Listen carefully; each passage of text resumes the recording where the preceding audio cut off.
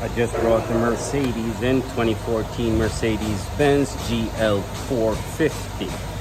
I just brought it in, but when I went to go get it, I smell a strong odor of coolant. It didn't take very much to identify where it was coming from. Now, I didn't take the cover off, but whatever that thing is, my coolant is coming from right there. I love Mercedes. I like working on them. They're difficult, and it reassures me that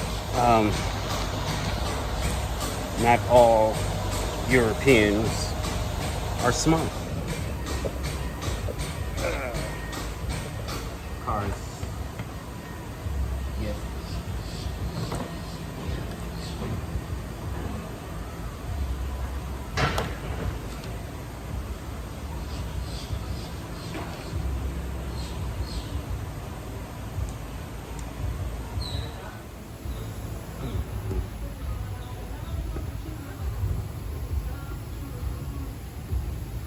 If you look, you may be able to see where it's leaking from thermostat housing. It's plastic, and right there, right off of a hose. I'm gonna put a pressure test on it just to be on the sure side. Yeah, why not? Let's let it sit for a few minutes and pressure drop. Try to see if we can. It's leaking so bad there isn't even pressure on the cap. Wow, that's a bad leak, or a bigger leak than I think. Let's go get the pressure tester and see what's going on. Hello. How are we doing? This is the Mercedes GL 450. It has a coolant leak. Thermostat housing looks to be cracked, but I am still not convinced that it's just the thermostat housing. The leak seems to be a little bit more too heavy, so I'm going to remove one of these end-up tubings, and so I can get a better view of the thermostat housing. And there is a plastic line that runs underneath the thermostat housing. I'm not sure about that one also. So Mercedes uses torques. Crazy torques everywhere. Okay, I see a flashing red light on that, so we're gonna climb on the other end. That's gonna take a little conversion. I can see it, but I'm not sure if that it's reachable with a piping in front of it. Let's see. Okay. Yeah, I can reach it.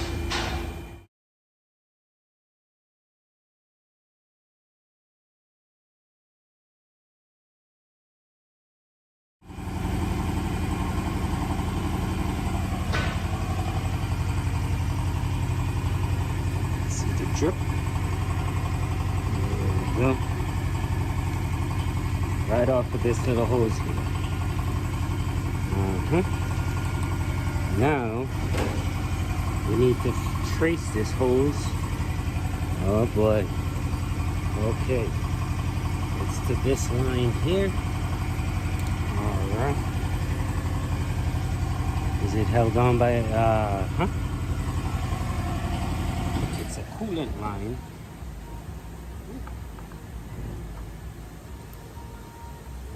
So that's the turbo right there.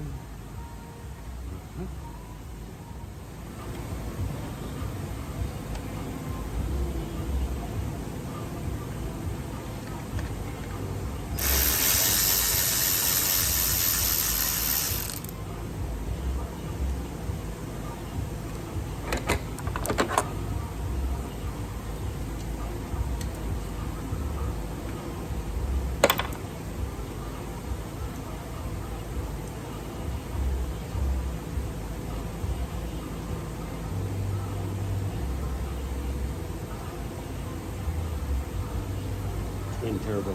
Yeah.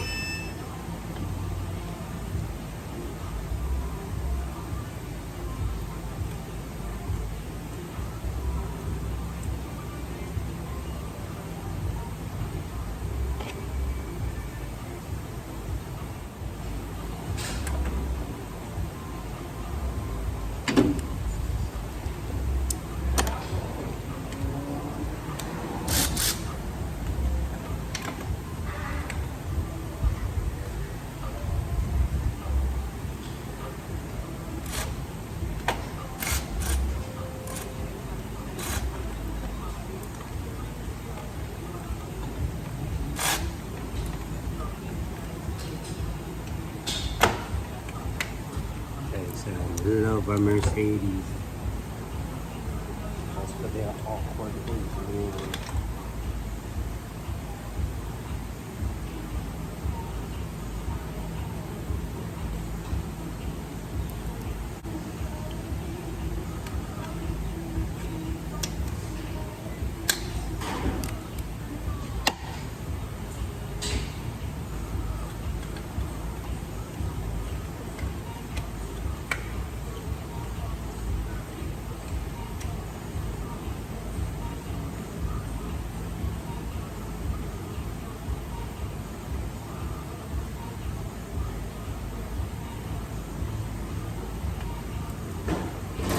Still trying to get a little bit more of a visual of where this piping goes into play.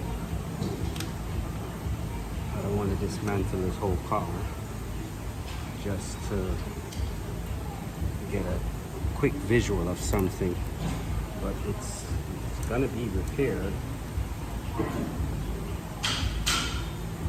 Yes. So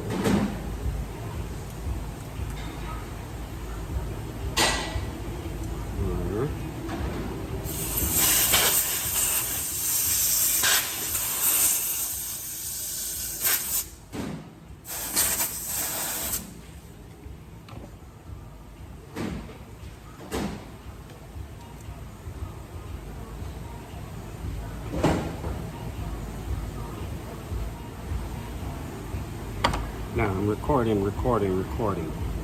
I'm not sure if you see what is it that I'm doing, but I removed the top induct tubing from turbo to the filter. Now I'm working from the intercooler to the turbo, or you know, but these look like they have never been opened or removed before, so they're a little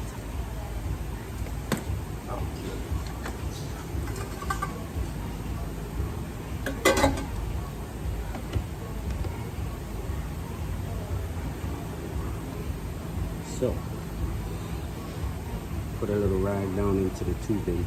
It's facing upwards, leave enough where to say that, so you won't forget that it's there, and put this damn car back together and it sucks up or blows out, whichever one comes first. You know what I'm saying?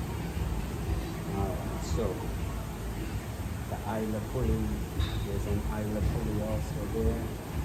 It looks to me that it's an all-in-one unit to the water pump. So now I have to remove the serpentine belt, and okay, that's the tensioner down there. Then I have to remove the serpentine belt, and we'll be able to fully see what's going on. Mercedes is a little fandangling dangle, but what we have discovered is that, let's see, get a little closer. There is the water pump, the thermostat housing.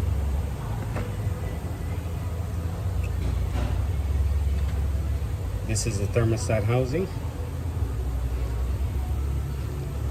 Yeah, this whole piece comes here, thermostat housing.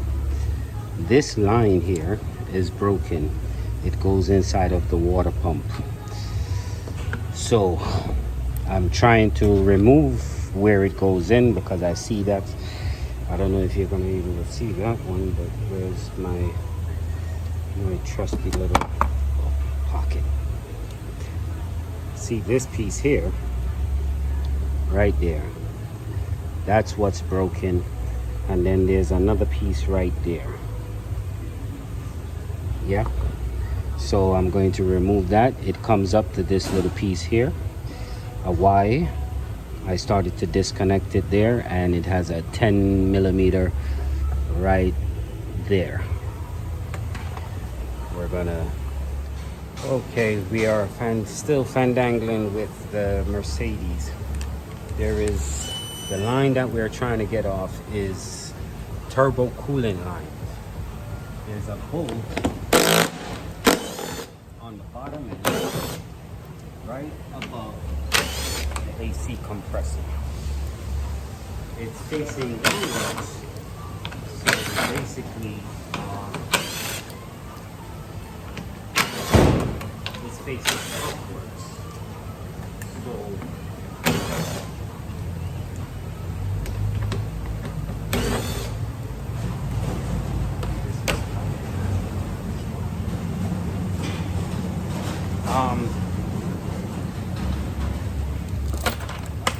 it's facing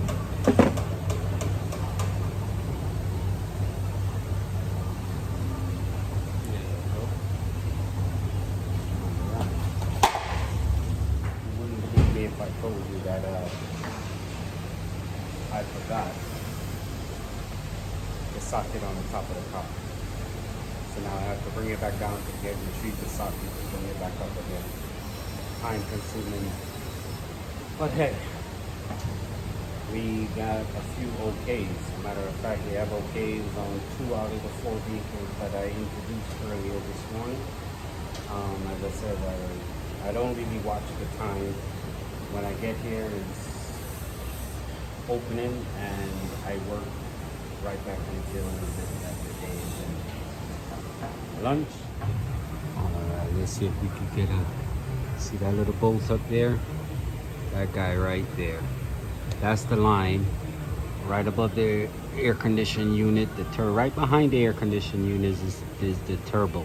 So that coolant line goes to the driver's side turbo, and basically it's just coming down like a sieve. Someone turn the water off, please. Waterville, Florida. Hot, getting hot and hotter. Okay. There is a, let me see. Besides the one that's on the bottom, you have an L bracket that's holding that same line. It sits under one of the idle pulleys. It can be missed. Don't pull on it, the line. Simple. All right. You can sneak. Get the bolts out. So it's a little different. Well, same size as just about all the rest of it. But